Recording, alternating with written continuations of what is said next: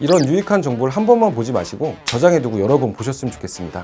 간암 수술을 할 때 특별히 신경 써야 할 부분이 있을까요? 다른 암 수술도 어렵고 물론 더 어려운 수술도 있겠지만 간암 수술이 좀 신경을 많이 쓸 수밖에 없는 게, 간암 수술을 한다라고 했을 때 환자들은 이미 90% 정도가 간염이나 간경변을 가지고 있는 상태예요. 근데 그런 분들은 이미 영양이나 여러 가지 문제점을 갖고 있는 상태에서 수술을 들어가다 보니까 수술 이후에 문제가 되는 게 되게 많아요. 혈액 온도가 금방 이상해지고, 그 다음에 복수가 찬다거나 흉막삼출이 생긴다거나, 간이 하는 일이 많다 보니까 간 수술을 하고 나면 며칠간 굉장히 많은 변화를 겪거든요. 그리고 간암 수술은 우상복부에 보통 크게 절개를 하기 때문에, 아까도 흉막삼출을 얘기했지만 흉막삼출이 뭐냐면 이제 폐 쪽에 있는 막에 물이 찬다는 얘기인데, 폐암 수술 환자분들처럼 간암 수술 환자도 수술 전에 이 인스피로미터, 그러니까 호흡 연습기를 연습을 시켜요. 이 기계가 이제 호흡 연습기인데 부는데 열중하시는 분들이 있어요. 흡기, 그러니까 들이마시는데 열중을 해야 되는데 부는데 열중을 하시면 안 되거든요. 그러면 이제 폐가 잘 펴지지가 않아요. 그 호흡 연습기를 수술 전부터 연습을 하셔서 수술 이후에도 계속 연습을 하셔야지 폐가 잘 펴지고 흉막삼출이 잘 안 생기고 부작용이 별로 안 생기는 거죠. 그리고 간암 수술 이후에는 영양이 굉장히 중요한데, 이제 이때 간을 재생시켜야 되거든요. 간은 이렇게 잘라지면 다시 쭉 재생이 돼요. 간을 재생시킬 때 분지형 아미노산이라고 하는 아미노산이 도움을 많이 준다, 이렇게 연구가 돼 있어서 그것도 많은 도움이 되고요. 근데 저는 이제 아무래도 한의사고 통합의학자다 보니까 이럴 때 어떤 걸 권하냐면 곤충류 단백질 권해요. 왜냐면 이 곤충류 단백질이 흡수가 잘 돼요. 보통 우리가 육류를 먹거나 식물성 단백질 먹는 것보다 더 흡수가 잘 되는 경향이 있어요. 그 누에고치 있잖아요. 누에고치 그 실로 만든 실크 아미노산. 농장 하시는 분들 중에 깨끗하게 군뱅이 재배하시는 분들이 있어요. 군뱅이를 깨끗하게 말려서 이제 파시거든요. 그런 것들을 요리를 해서 드셔도 되고 말려서 드시는 거나 방법들이 있어요. 근데 환자분들이 군뱅이 드시라 그러면 막 소스라치 놀릴 때가 있어요. 구더기랑 헷갈려가지고. 군뱅이는 예전에 이제 초가집 지붕에서 잘 이렇게 깨끗하게 살던 애들이고,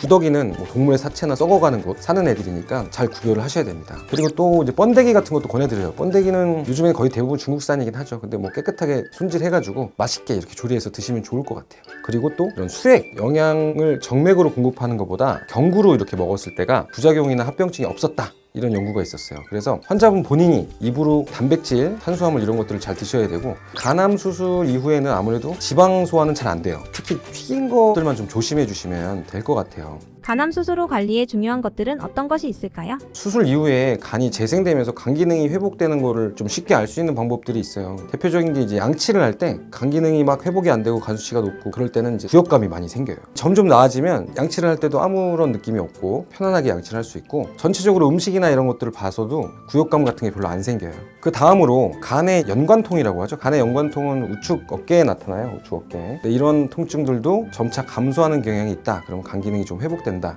이렇게 생각하시면 돼요. 보통 이제 병원에서 권장하는 거는 간이 좀 안 좋다 그러면 침상 안정을 권하는 게 병원의 시스템이에요. 1개월 정도 있다가 사무적인 업무를 볼 수 있고, 3개월 정도 있다가 육체 노동도 할 수 있다, 뭐 이렇게 되어 있는데, 실제로 1개월 정도 지났을 때부터 가볍게 산책하는 것도 좋지만 다리 근육이나 엉덩이 근육처럼 이렇게 큰 근육, 이런 것들을 움직일 수 있게 좀 경사진 곳이나 가까운 곳 등산을 한다거나 이런 것들을 했을 때 근육을 운동을 해주면 오히려 더 회복이 빨라지는 게 많아요. 그리고 한방에서는 원래 간하고 이 근육이 연관이 있어서 근육이 점점 좋아지면 간도 같이 좋아져요. 그렇기 때문에 운동은 꼭 그렇게 3개월까지 안 하실 필요는 없어요. 그 전에도 근육 운동을 할 수 있으면 하시는 게 좋습니다. 그리고 간을 선생님들이 잘 수술을 해줘도 연간 재발률이 25%나 돼요. 그 이유는 간암이 이미 있으신 분들이 그 이전에 B형간염, C형간염, 간경변, 간경화 이런 것들이 있기 때문에 그게 다시 간암으로 쉽게 재발이 되는 거라서, 간암 수술 후 관리에서 중요하다 그러면 간 자체를 좋게 하는 것이 중요한 부분이라고 볼 수 있어요. 그리고 간에 좋다고 알려져 있는 단백질이나 과일, 채소,